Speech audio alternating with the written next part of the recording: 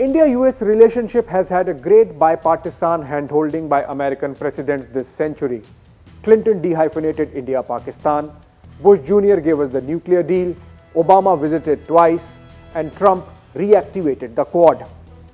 The Biden-Harris administration has come to power on the promise of resetting much of Trump's legacy, both domestic and foreign. Let's try to understand what changes for us in DC. Donald Trump thought America first and withdrew the once Globocop nation into a shell. Rolling back American engagement from Europe, he even thought of quitting NATO. From Paris Accord, from Trans-Pacific Partnership, essentially jettisoning most multilateral pacts in favor of direct transactional relationships.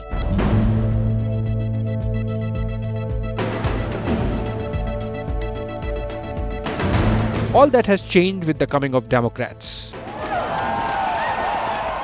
I, Joseph Robinette Biden Jr., do solemnly swear. I, Joseph Robinette Biden Jr., do solemnly swear. That I will faithfully execute. That I will faithfully execute. The office of President of the United States. The office of President of the United States. The Biden-Harris administration is re-engaging America. The 46th president's first overseas trip was to Europe, where he signed a new Atlantic Charter with the United Kingdom. For perspective, the first Atlantic Charter between Roosevelt and Churchill in 1941 had led to the foundations of the United Nations, NATO, and the Cold War between the West and the Communist Russia, the USSR. Only this time the enemy is different. Well, not exactly enemy yet, but a rival that intimidates. The rise of communist China with capitalist characteristics is leading to a global realignment of geopolitical forces that is already redefining international institutions and can potentially change strategic geography. In London, Biden connected with G7,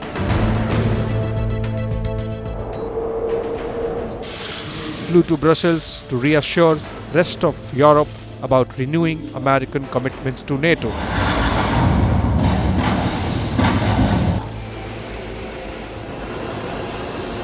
The world leaders said doing anything other than thank me for arranging a meeting with Putin. And met for a conciliatory lakeside rendezvous with President Putin of Russia in Geneva. The idea seems to be to marshal resources and relationships to focus on China. Among all this, where does the Indo-US relationship stand? Is there a risk of India becoming a distraction in the larger scheme of things for the United States? Is the relationship set for a redefinition? The estranged democracies of the last century have consciously and delicately built the relationship amid a bipartisan support on both the Capitol Hill and Raisina Hill over the last 2 decades of the century. Presidents Clinton, Bush Jr., Obama, Trump all shepherded the relationship without any ideological or personal biases.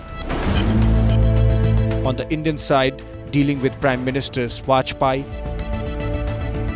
Manmohan Singh, and Modi. The Prime Minister of the Republic of India. The result of this hand-holding was that by 2016, PM Modi could claim while addressing a joint session of the US Congress that India and the United States had finally overcome the hesitations of history. The constraints of the past are behind us, and foundations of the future are firmly in place.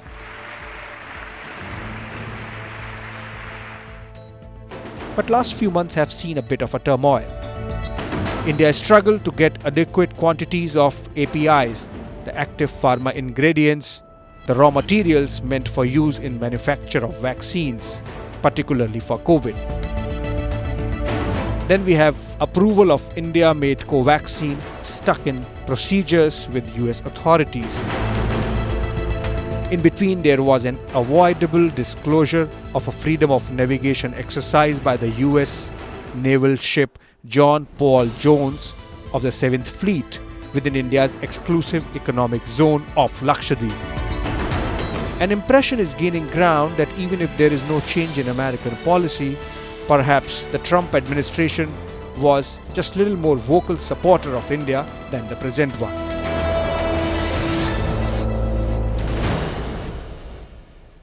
Is it a temporary glitch? Is it a result of some miscommunication, or the Democrats actually thinking in terms of a reset? Let's get a lowdown on the latest from Washington. Welcome viewers. A lot is happening between India and the United States with the new administration coming in there. To discuss what's hot, what's not, and what's happening, with me joining straight from Washington DC, India's ambassador to the United States, Taranjeet Singh Sandhu. Welcome, sir. How are you doing? And how is the new government doing there with us? Thank you. Well, with every new administration, our relationship has been becoming stronger and deeper, and of course, bigger and better.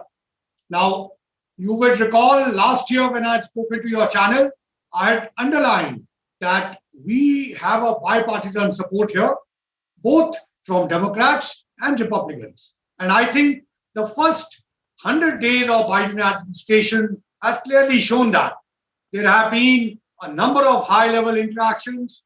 Prime Minister Modi has spoken to President Biden thrice, and Vice President Kamala Harris has called PM earlier this month. Then the Prime Minister has participated in two important summits, the Quad Leaders and the Climate Change Summit. Now, both had substantive outcomes. External Affairs Minister has visited here last month. He met all the key interlocutors. And of course, he has been in regular touch with Secretary of State. You are also aware that Defense Secretary Austin and Secretary Kerry both visited India earlier this year. Our ministers of Finance, Commerce, Energy, Health have all spoken to their counterparts. Right, sir. That's a lot of engagement, actually. In fact, I thought that once we put the hesitations of history behind us, I think there has been bipartisan support, as you were saying. But then why did we really struggle with the APIs, with the raw materials for vaccines? How are we doing on that front? Is it sorted? Right. So let me first mention to you that there are 5 clear key sectors. And these are important sectors in which United States and India is cooperating, and there's a great future. And first one amongst them is, of course, healthcare and pharma, and that includes COVID-19 management, including affordable medicines and vaccines, in which India is an important player. Then there is the IT, digital space. Then the third is energy, renewables, solar, environment, climate change sector. And fourth, of course, is education and knowledge partnership. You are aware we have more than 200,000 Indian students here, most of them in STEM area. And finally, there is the strategic and the defense sector. That includes development, production, Indo-Pacific, Quad, etc. Now, to answer your question, you have to be very clear that the world today is facing an unprecedented pandemic. There is uncertain, complex, and unpredictable situation. There are local priorities and challenges, not only in the United States, but India too.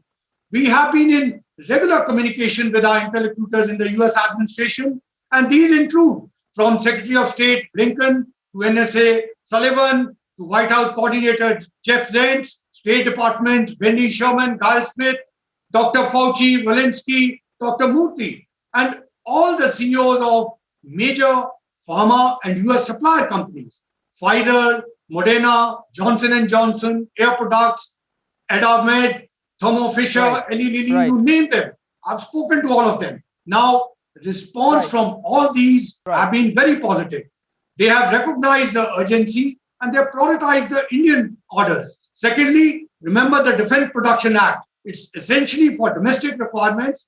But after we took over with the US government, they have removed the Domestic Defense Production Act for AstraZeneca and Novavax. And they have redirected their own orders for our manufacturing supplies. And that has ultimately helped in boosting our defense, our own production capabilities, and there have been positive results. So I'm confident in future, any issues come up, we'll take it immediately. I can actually clearly see that you have been very active. In fact, I think recently you traveled to Philadelphia to engage with the manufacturing partners of Bharat Biotech on Covaxin, I believe. But I mean, we just want to understand what's the issue.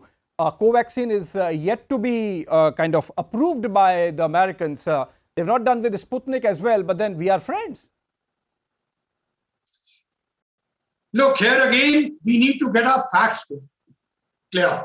Ocugen was in discussion with FDA, but had not filed for an emergency approval for Covaxin. Now, in view of the current local situation, the FDA has advised Ocugen to pursue what is called BLA, that is Biologics License Application. Now, this is the process which is adopted in current circumstances and has been done by all other companies. I understand that Ocugen is pursuing this process. Now, what they have informed me, two things are very important. One, their strength of the vaccine is against current and future variants, including the Delta. And secondly, the vaccine could be given to children. Now, if both these are proved by the facts, then it presents a big global opportunity for Covaxin. So, I mean, before I go to the next question, so are we looking at the possibility of Covaxin also getting US approval? Look, I am telling you a bigger picture. Question from your if Covaxin has both these abilities, then not only the US, but the entire world arena, it will be a much sought after vaccine. Right. Hope that's going to be good. And they are in the process of filing. We recently had. Yes, sir. Yes, sir. Go on. Yeah, they are in the process, as Ocugen has told me, they are in discussions with FDA to file for BLA. Ambassador, I would kind of move on from this topic. When we discuss geostrategic space, this thrust on Indo-Pacific is essentially seen as Trump legacy. For that very reason, you think that Biden administration, for the Biden administration, this could become a soft focus area? Like we have seen them engaging very aggressively with Europe, or with G7, with NATO. But you think Indo-Pacific is going to remain that important, and hence India is going to remain that important? Look, again, let me clarify. The convergence on Indo-Pacific goes way back. First time India, United States, Japan and Australia came together in December 2004. And President George W. Bush was there and the Indian Ocean tsunami had struck. Then again, come to President Obama's time, the famous Republic Day visit in 2015, the joint strategic vision for Asia Pacific and Indian Ocean region. Under Trump, this got further strengthened. Let's come to the current Biden administration. And again, look at the facts. There was so much of noise on Asia Pacific, but it is Indo-Pacific vision now. The first summit by the new administration was the Quad Summit. Look at the statements of President Biden, Secretary Blinken, NSA Sullivan, all the senior officials. Look at the interim strategic guidance document. Indo-Pacific is very much there. Now, the Quad Summit had 3 substantial outcomes. 3 working groups have been established. The experts are presently working at that. And the in-person Quad Summit is scheduled to happen at the end of the year. Now, to the second question, United States, for them, Europe is a traditional partner. US focus has been on Europe and NATO, and Indo-Pacific is not mutually exclusive. There is increased interest in Indo-Pacific, even amongst the European countries. In fact, the EU recognizes India as a crucial actor in the evolving geostrategic environment. And in fact, very recently, the EU held a seminar here on transatlantic relations. And I was the only ambassador who was invited to participate. So foreign policy is never a zero-sum game. And this is not mutually exclusive. Right, sir. Ambassador, sometime back, External Affairs Minister Dr. S. Jaishankar made a visit to the United States since we are talking for the first time after that. And he met all the top echelons of the government in DC and corporate America in New York. Could you just give us some idea of what have been the takeaways? Sure. So EM's visit was significant, focused, substantial, and comprehensive. It was the first visit in person by a cabinet minister. In Biden administration, he met all the key Biden cabinet secretaries that included Blinken, Austin, Sullivan, USTR, Tai, DNI, Hines, high officials from most of the departments whom we work closely with. Besides, he also met the top members of the Congress, senior leaders of the industry. Both USIBC and USISPF did events for him. He also met strategic experts. So all in all, it was an important opportunity to engage the new administration on both bilateral and regional issues of interest. Right, sir. I'll actually come back to your Twitter timeline. You know, your engagements have gone beyond DC, I could see, and you have traveled to states, meeting congressmen, you meeting senators, meeting governors. I mean, what is your assessment of the present station of the Indo-U.S. partnership outside of DC? See, Abhishek, in the United States, it's very important to engage all actors and in pursuing our immediate and long-term interests.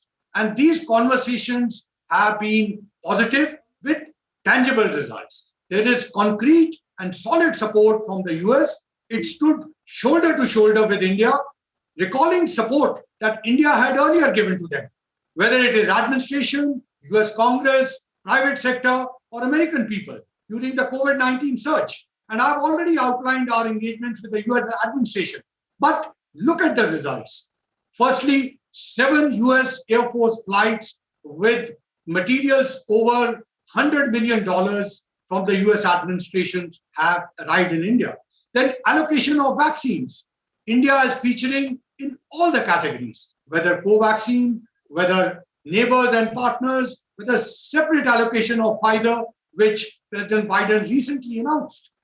Then removal of Defense Production Act for AstraZeneca and Novavax. Then US administration support for WTO IPR waiver. This happened after Prime Minister's call to President Biden. Now, this is very significant. And I'm glad you have mentioned the governors. Please remember that states play an important part in the United States. I have spoken to more than 20 governors in the last year. All of them want to deepen the relationship in healthcare, digital IT, energy, knowledge and education partnerships. In particular, I would also like to draw our attention to the US Congress. You know, the embassy has undertaken a methodical and focused approach. Besides our traditional allies, which are the India caucus, on the Capitol, this time more than 150 members of the US Congress have issued statements, letters, or tweets. Now, these include senior congresspersons like leaders Steny Hoyer, Jim Clyburn, Meeks, members of the powerful Black Caucus, Karen Bass, Barbara Lee, etc., Hispanic Caucus. This includes all their leaders, then Progressive Caucus, Congresswoman Jayapal, Shakovsky, McGovern, etc. American, what we call is Asian American Caucus, even them. And then finally, of course, not to forget the Republicans, Leader McCall, Shabba, Fruntsbury, etc. Similarly, in the Senate, you have Leader Chuck Schumer, etc., etc. I can name all of them. Now, this is very significant. And in addition to all this, there was nearly 350 million US dollar contributions by the private sector. And that includes all the top companies, whether Pfizer, Accenture, US Chamber, Boeing, Google, Facebook, etc., etc. And a global task force on pandemic was formed. And finally, the people. So all in all, Abhishek, I will say we have covered new grounds with Biden administration, with bipartisan outreach to the US Congress, third US industry and business, and finally the people. And I'm very confident that our relationship will Right. go deeper and much ahead. Right, sir. I wish I could have more follow-up questions, but those are tangible results, and you are keeping gainfully engaged with the United States on behalf of people of India. Thank you so much, sir. Thank you so much. Thank you very much, Abhishek.